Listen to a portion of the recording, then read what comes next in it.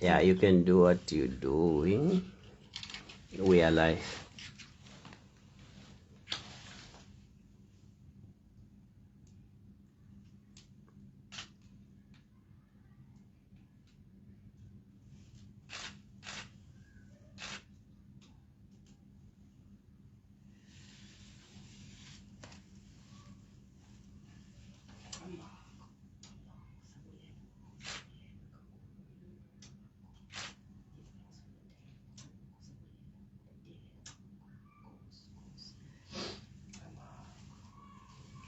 It's a great blessing to be with you guys today. Yeah. CAMAGU. So my story Yes. is an interesting one. As an Umlungu, we just first and foremost like to thank our ancestors, Amatongo, for being here today together to share a message of integrity. One for the people and for the land. Because Muna, I'm just a messenger. So my story from a Bantuan, from very small, I always had I was different. I used to get visions and messages from small child. But however, we grow up in Western conditioning and school, and we go through the process through our conditioning patterns in the Western society. And I went to school, and I always knew something deep inside that I wanted to be of service to humanity. Always knew that. And even through school in the apartheid eras, I was an Umlungu that stood up for race and leadership initiative. I always saw myself as equal to every single one of us. I come from a single family, a single mom, and she raised us, and I'm very blessed. She raised me and my brother colorblind, so we never saw color. We were all equals. So I was born in Kimberley, and I came to Cape Town just after school to work, and through my career eventually I went into advertising, and I had a very good career in advertising here in Cape Town, and also overseas in London, working for locally and abroad for top international companies. I came back to South Africa for various reasons, and what I had called a simple term operation in 2014, where they said it would be a simple operation. I'd be in and out, I'd be back at work, no problem. For me, I didn't want to ever take off time in the career. There was, in advertising, there's always deadlines and pressures, as you guys know. You always have to be there constantly. Yeah. So what happened was they said 2 weeks you'd be recovered, and there was one problem after another. I didn't recover. So there was a lot of complications in my story, and it took me 2 years in and out of hospital. One complication after another. There was a dis-ease in my body. I didn't recover from the operation, and it was undetermined at the time.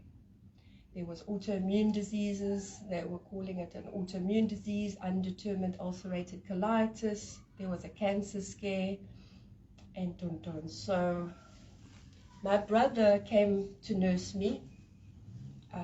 He's an Igqhira, and he trained in Pondoland. All right. Tongalighle. And he came to help me. And in that time, I did hear prior to that, while he was going through his training and his Inganisa, when I went there, I went to his Inganisa. I was very much part of the process.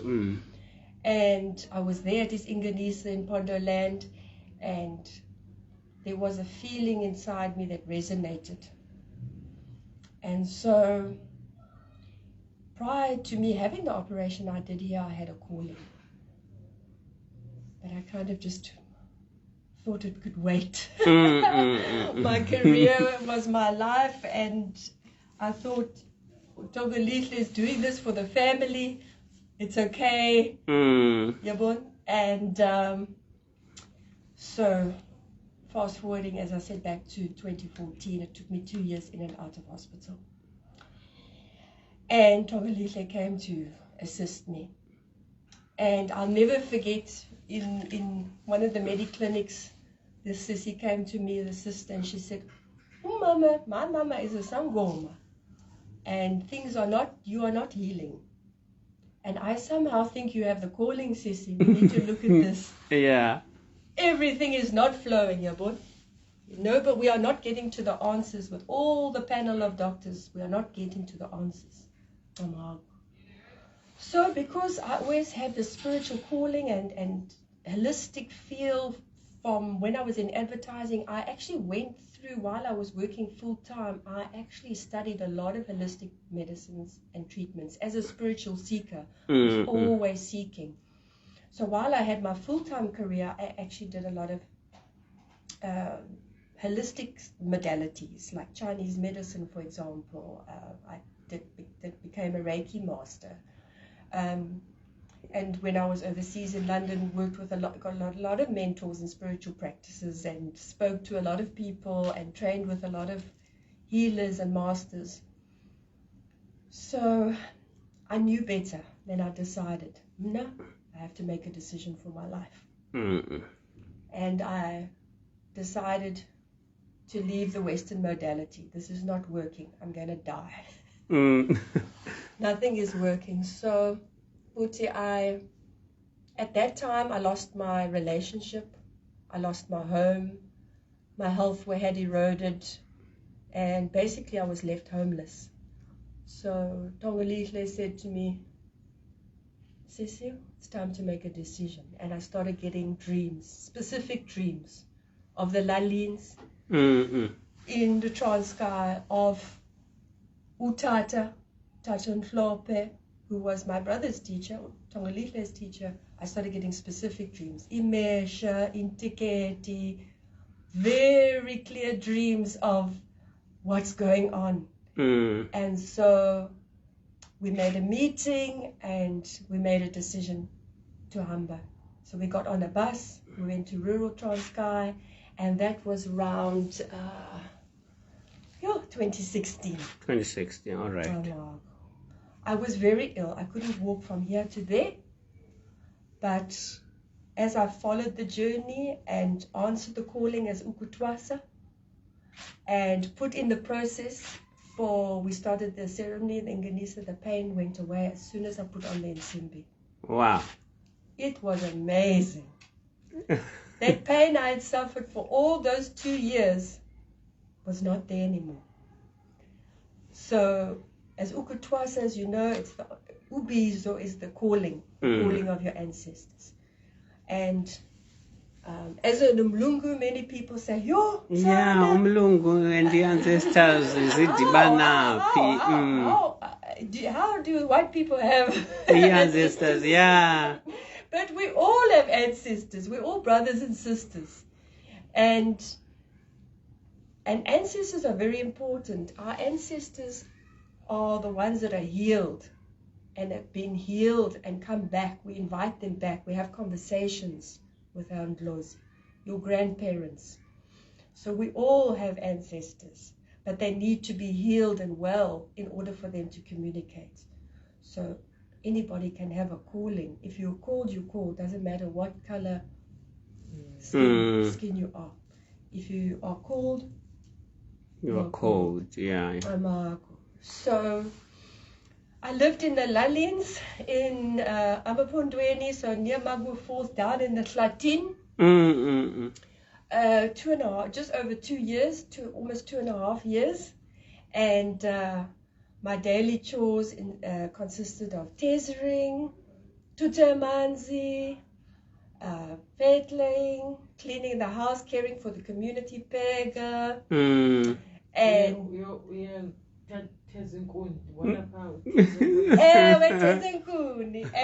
there were lots of ceremonies and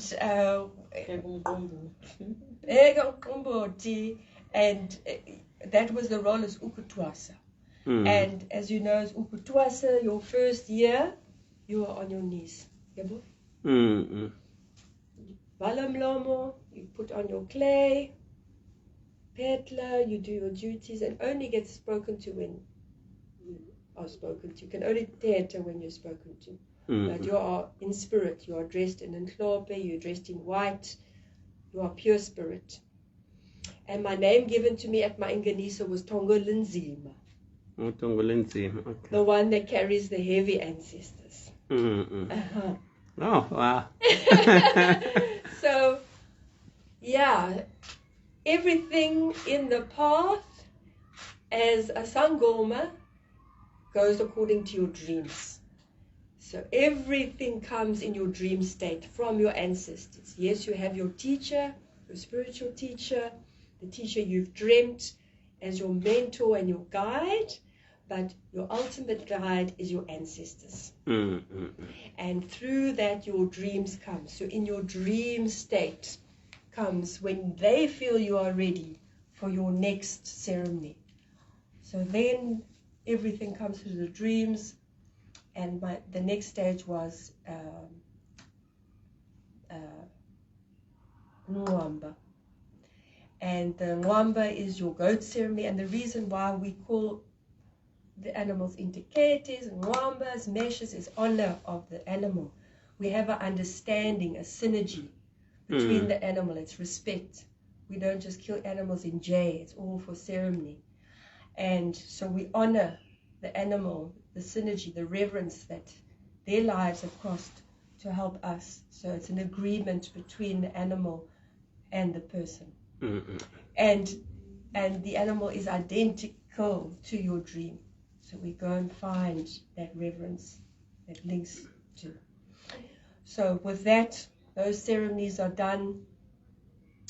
But everything in life is not always perfect, as we all know. Nothing is running smoothly. So it became quite difficult there in the Latin. Was in Zima, we were Lambile Kaku. Our teacher at the time wasn't living there full time in the Lalis. He was in the Dolopine and in the So it got to a stage where there was trouble and I had to hamba. So I ran for my life, or towards my life, let's say, because there was trouble coming. So I came back to Cape Town, and there was I was in a lot of distress, needing to be healed. I was very weak, I was very thin, I was almost starved to death. And and I have great respect for my teacher because he taught me a lot of things in the Transkei. He taught me resilience, bravery, how to nyamazela, how to qolile. I have utmost respect.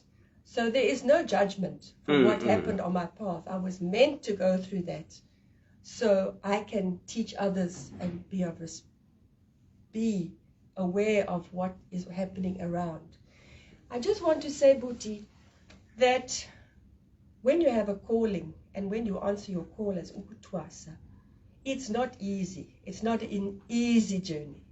Inzima inhlaben makodwa inhle. Yes, there's 1 in 5 that go to the bush, that go mad. Amageza, that never come out of the bush. I feel it's important for me to share this story, that 1 in 5 don't come back. They go mad, they never come back home, things happen. So 20% of that statistic is considered okay. 20% is considered okay. That is what's known. So now I came back. I had to start healing and recovering from, there was some traumas. And a first teacher of mine, 20 years back, she said to me, "Yo, hold on tonight. I can't help you, but I know somebody who can." So she led me to Utata Zanimvula. And Utata Zanimvula helped me to regain my life back, fed me, put me onto a path of self-development where I got solid foundations. Utata Zanimvula, Makosa Makulu. And that's where I then redid the process as an Igqhira. Igqhira. So mna ayikho sangoma, I'm an Igqhira. And many people there's misconceptions between what is Igqhira and the sangoma. What is a sangoma, Igqwele, a divine, and tonton. Many people do not understand. So it's important that we share this message of the difference between the healers. You get a herbalist, Igqwele, which they don't have a calling, but they work with medicines and herbs. Then you get Ndao or a sangoma. But mna, I'm talking now as a Igqhira, because that's how I graduated with Gogo Nomvuka as a Igqhira. And we didn't do a sacrifice for myself. I was a sacrifice, mna. So that was with Mlilo, 3-day fire. We sacrificed our sleep. So in that part of this graduation ceremony, coming home ceremony, is where I was the sacrifice. No sleep. We sacrifice ourselves as opposed to the animals. And even in our ceremonies, we didn't have sleep for 3-4 days. It was part of going through a portal so we can get stronger with our matong. So coming back to fast forwarding to the misconceptions, I just want to say that we work as Igqhiras through our dream state, consciously. All right. So that's very important. We work with the dreams. We go in consciously through the unconscious.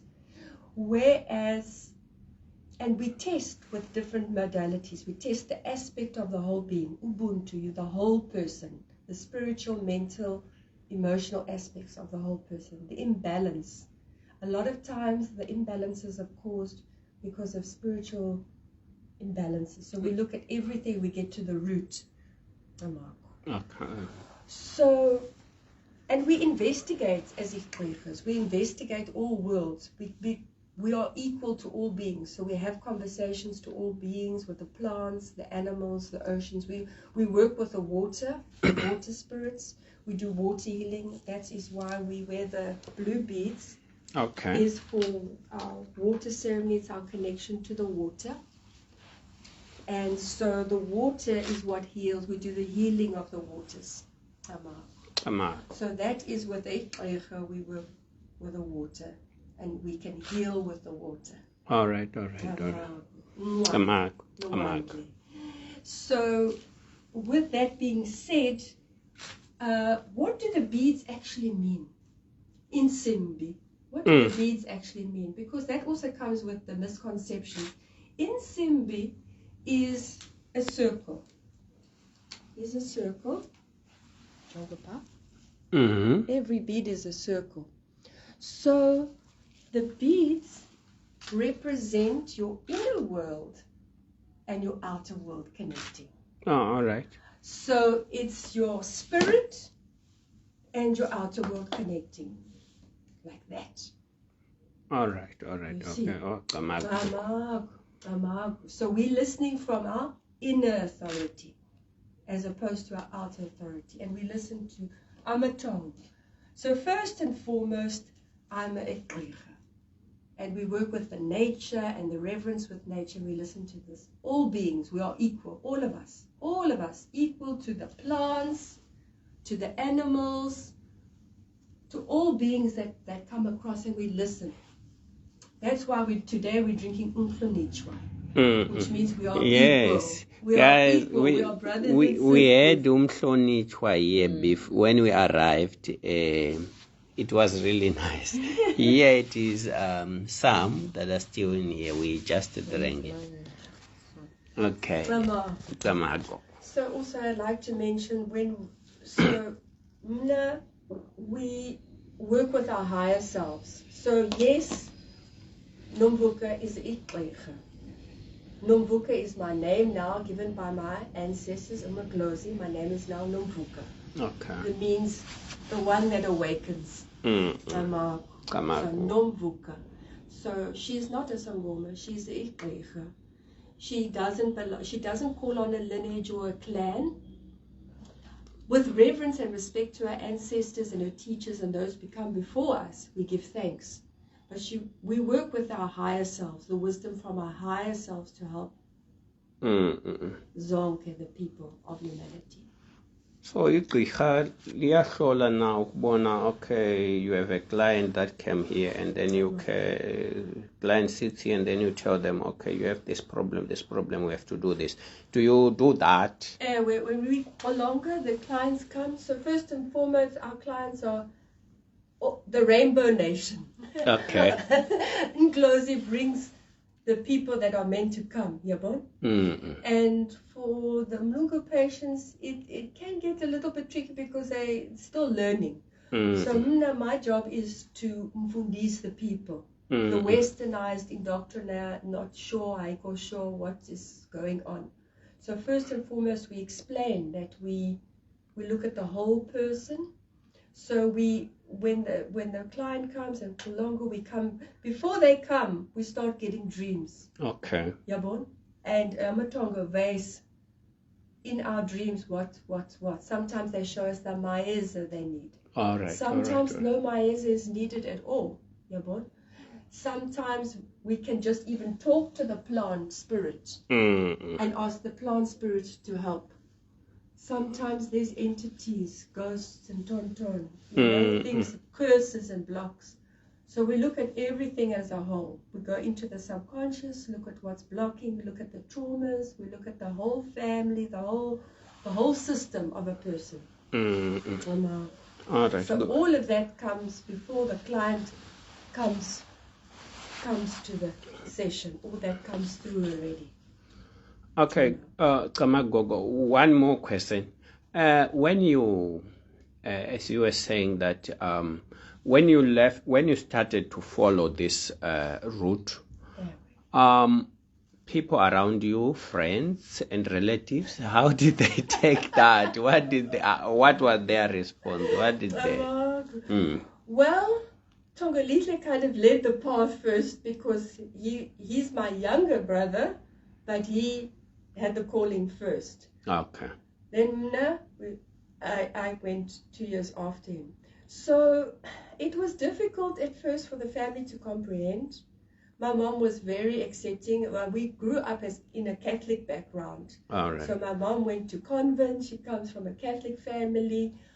But because Mama Wan is very open and she was always in community, loved the people, that's how I feel the most important was Umama with the message, and she gave the blessing through conversations and that. And the rest of the family had to adjust. Some still don't understand, and that's okay. Even with the people out there, some don't understand. But Ubuti, I'm a hollow bone. I'm here to work for Amatongo.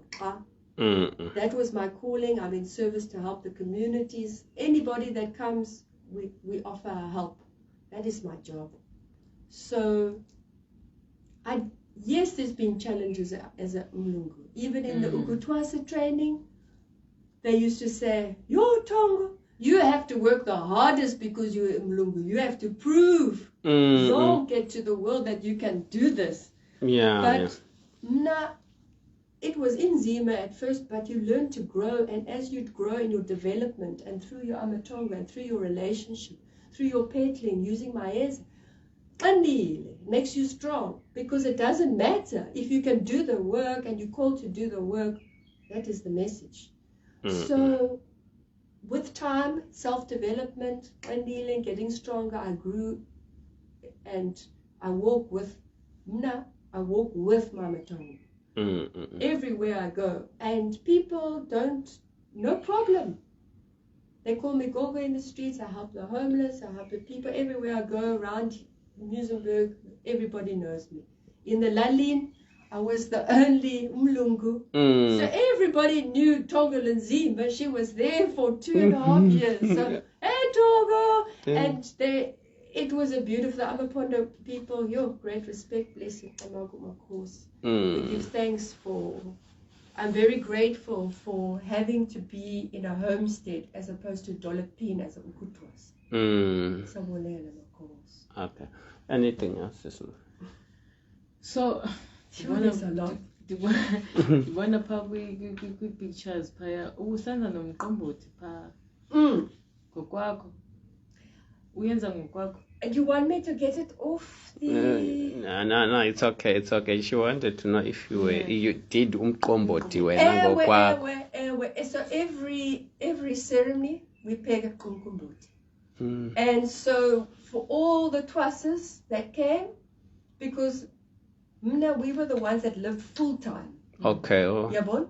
Mna and Butiwa, we lived full time in the Lalin. Where the other twases, they came from other places, Yabon? Okay. Other places around South Africa. Some came from overseas. Some came from various places. So when they came and we had to prepare for ceremony, Teza, Tujamanzi, Zonke, everything that we would do normally on a day-to-day, we would do for the ceremonies. So we would do everything. Pega, Sonka, prepare, Mlilo, Tez, everything, every normal thing, but for the community. So when the communities come for Nhlombe, they come from far and wide from the Lalin. Some people, some Ugogos, Utatas, daughters, they come from far, sometimes 3-4 days just to get to the ceremony, just to get to the Nhlombeni.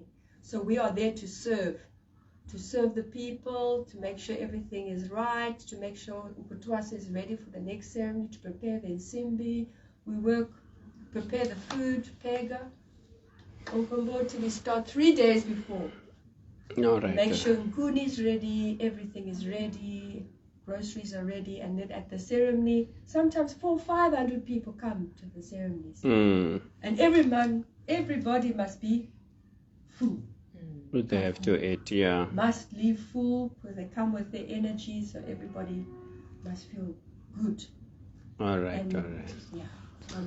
CAMAGU. Okay. Here, as you guys can see, there are plants here. And Gogo was explaining that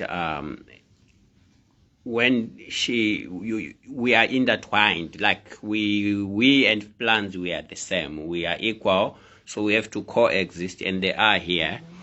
As you can see, yeah, she said Dumben, apa idumba ka Gogo. Yeah, all right, Gogo. Thank you very much. Sisa uthi umhlonitshwa ne? Umhlonitshwa. We just said umhlonitshwa, guys, and yeah, we are good. Yeah, no, engos Gogo. Engos kakhulu. Yeah.